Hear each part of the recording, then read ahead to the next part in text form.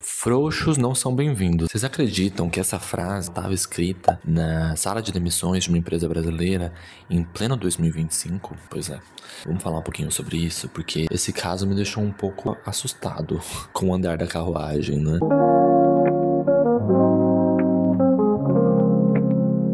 Bom, eu gostaria de trazer, né, alguns pensamentos a respeito dessa frase.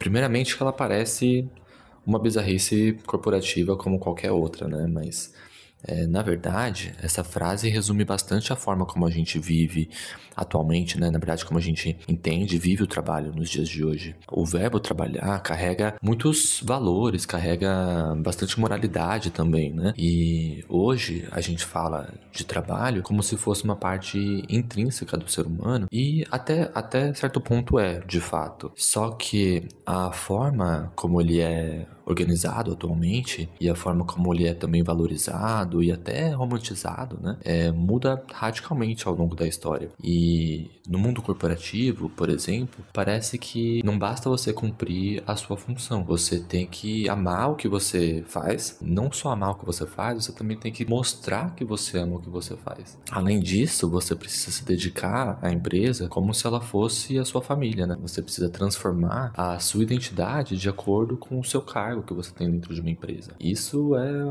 tanto bizarro, né? Isso tem se tornado mais forte, né? Mas é sempre bom lembrar que essa forma de nós enxergarmos o trabalho nos dias de hoje é resultado de uma longa história, né? Isso também é uma construção histórica, política e religiosa, né? Que foi sendo moldada ao longo dos séculos passados. Bom, então, dito isso, eu gostaria de fazer uma breve recapitulação sobre a transformação do trabalho ao longo dos séculos, falar disso em mais detalhes, só para que nesse vídeo a gente possa entender um pouquinho melhor como nós chegamos até essa salinha de vidro de demissão com o escrito "Frouxos não são bem-vindos".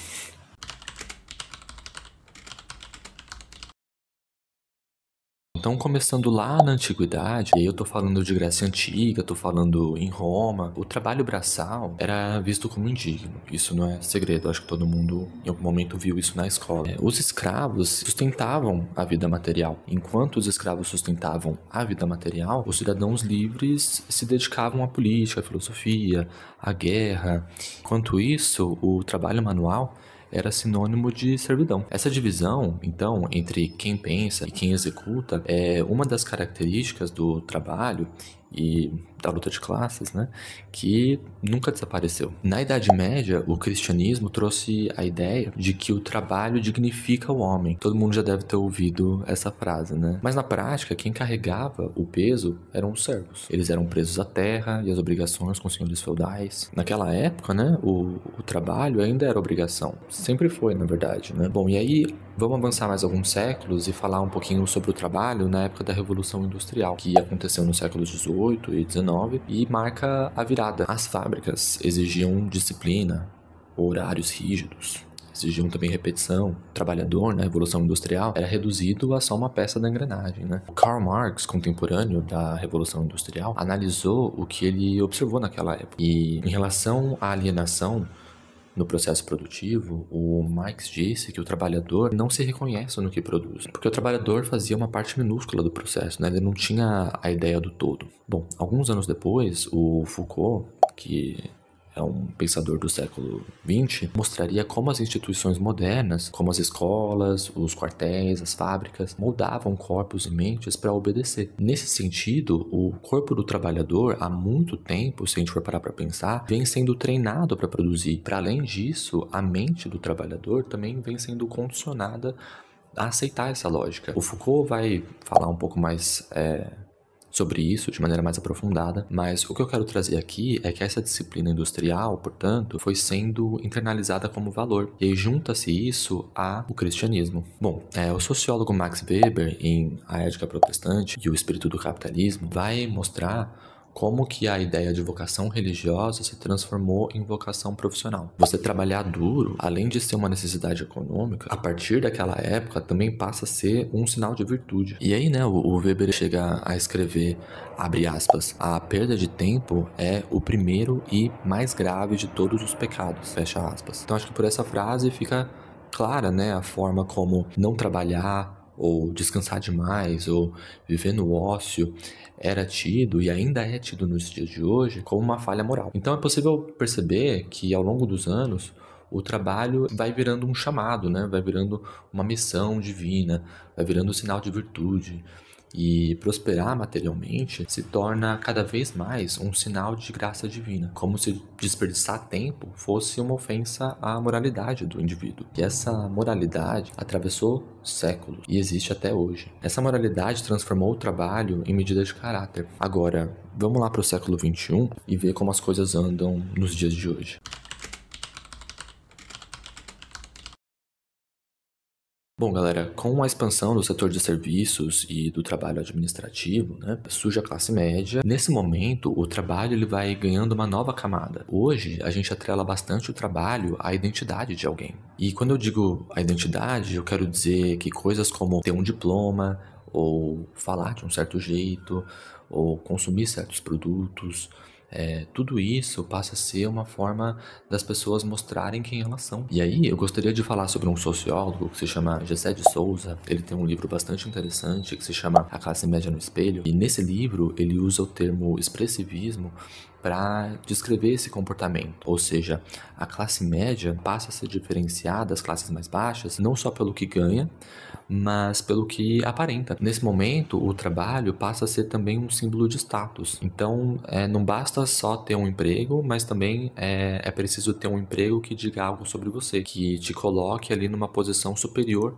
a algumas pessoas. Então você precisa mostrar a sua posição social, a sua cultura, tudo isso através do que você desempenha profissionalmente. Enfim, as empresas abraçam essa narrativa e vendem a ideia de que você não está só cumprindo uma função, você está realizando o seu propósito no mundo. Afinal de contas, quem é que nunca ouviu falar frases como aqui nós somos uma família, ou vista a camisa da empresa, né? Esse discurso, galera, pode parecer encantador, porque pode parecer que finalmente a classe trabalhadora se emancipou da obrigação do trabalho. Pode parecer, em certa medida, que finalmente nós somos livres para escolher o que nós vamos ser quando crescer. Tem um pensamento muito interessante do Byung-Chul Han, eu não sei se é essa a pronúncia, mas eu vou deixar escrito aqui na tela. Ele escreveu o livro Sociedade do Cansaço e nesse livro ele fala que essa nova forma de trabalho na verdade não significa liberdade, significa que a exploração ela tá mais sofisticada, porque antes o trabalhador era obrigado a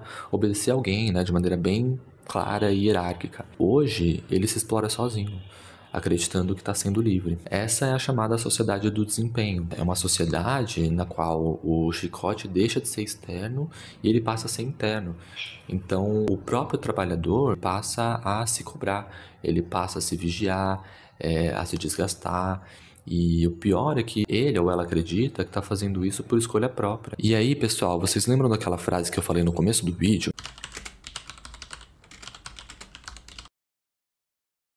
Recentemente, uma reportagem do Intercept Brasil, não sei se vocês viram, revelou os bastidores da G4 Educação, que é uma empresa que vende cursos de gestão e liderança, né? O que mais choca nessa reportagem é que o que parecia ser um espaço de inovação e alta performance, onde as pessoas gostavam de trabalhar, na prática funcionava como um laboratório de exaustão. Os funcionários da empresa relataram jornadas de até 80 horas por semana. Relataram também punições físicas para quem chegava atrasado e até essa sala de vidro que eu comentei no começo do vídeo, usada para demissões e a qual era decorada com a frase frouxos não são bem-vindos. E eles contam nessa reportagem que precisavam recorrer a calmantes para aguentar a rotina de trabalho. Então a mensagem ali naquele espaço, e o dono deixa bem claro, né, é que quem não se dobrasse à cultura da empresa estava fora. E aí, falando de maneira mais geral, é nesse ponto em que o discurso do patrão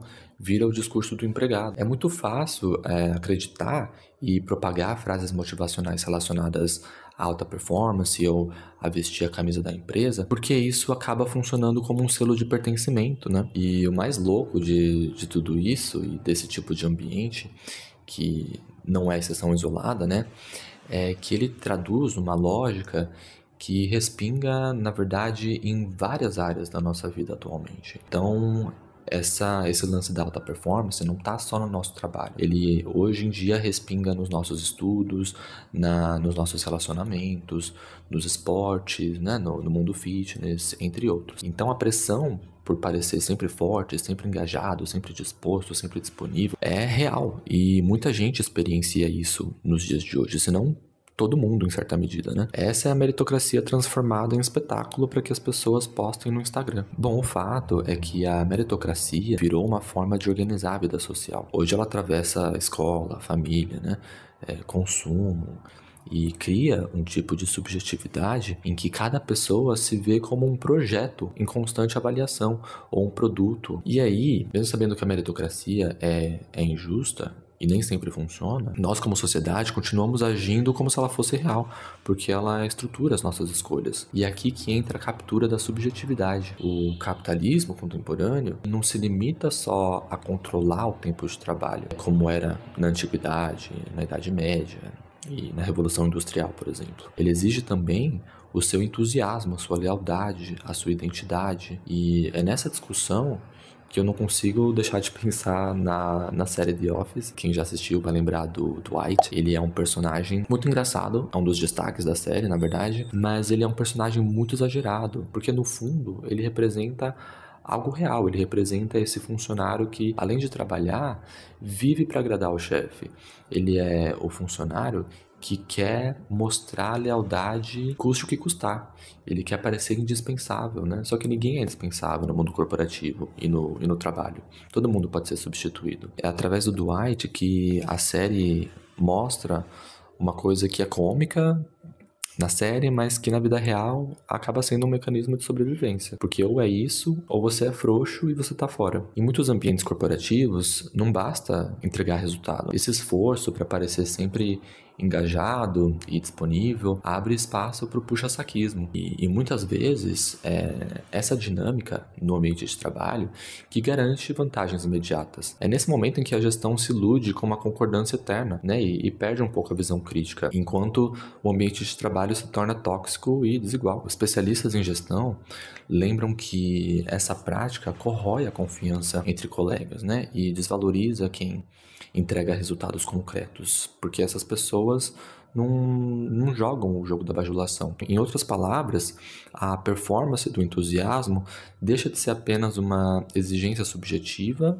e passa a distorcer até a avaliação de desempenho. Os líderes acabam premiando quem reforça suas ideias, ao invés de quem traz soluções ou críticas construtivas. E aí eu vou citar mais um autor, esse é o David Graeber. Ele escreveu Bullshit Jobs, e nesse texto ele argumenta dizendo que o capitalismo contemporâneo cria empregos inteiros sem sentido. E aí esses empregos, a única função desses empregos seria manter a hierarquia de pé. É doido pensar que até mesmo nesses cargos as pessoas são cobradas a demonstrar entusiasmo. É como se fosse obrigatório amar algo que no fundo carece de um sentido real. E aí, pessoal, se a gente olha para esse tipo de trajetória, né, a trajetória do trabalho, a gente percebe que o trabalho é um dispositivo de poder, um dispositivo de organizar hierarquias. Por exemplo, na antiguidade, como a gente falou nesse vídeo, era a servidão. Na Idade Média, era um dever religioso.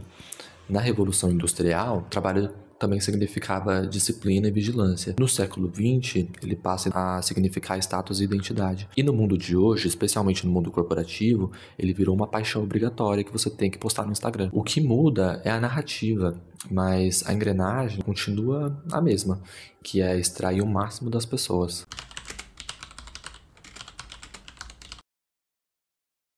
E aí, pessoal, só para ir concluindo, o mundo corporativo hoje não se contenta só com a sua força de trabalho, né? Como acho que já deve ter ficado bem claro aqui pelo vídeo. Ele também quer a sua vida inteira. Por isso que a crítica é necessária, por isso que eu tô gravando esse vídeo. Porque é entendendo essa lógica que a gente pode imaginar alternativas. Quando eu falo de alternativas, eu tô falando de alternativas que valorizem o trabalho real, que reconheçam as desigualdades e, sobretudo, que coloquem coloquem limites na exploração, porque o trabalho no final do dia é importante, claro, né? Ele garante o sustento, ele pode dar sentido e pode até ser fonte de realização, sim, e de felicidade, mas ele não pode ser tudo na nossa vida. E aí, pessoal, a mensagem final que eu gostaria de deixar nesse vídeo é que a verdadeira revolução não é amar o trabalho, porque isso não é sempre possível, mas na verdade é imaginar uma vida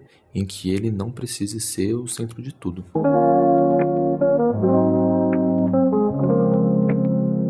Bom, pessoal, era isso que eu tinha para falar. Eu espero que vocês tenham gostado do vídeo, eu espero que ele tenha feito vocês pensarem um pouquinho sobre o mundo que a gente está vivendo hoje, abrindo essas discussões, abrindo esses canais do que a gente vai conseguindo construir alternativas e vai conseguindo viver a vida de maneira mais leve. Então, se você gostou desse vídeo, eu peço que você curta, peço que você comente, envie para um amigo, para uma amiga, para um parente, para alguém que você acha que vai gostar desse vídeo e se inscreva no canal. A gente está começando agora, mas a ideia é que a gente traga vídeos nesse formato, com esse tipo de temática, nesse cenáriozinho aqui que a gente montou.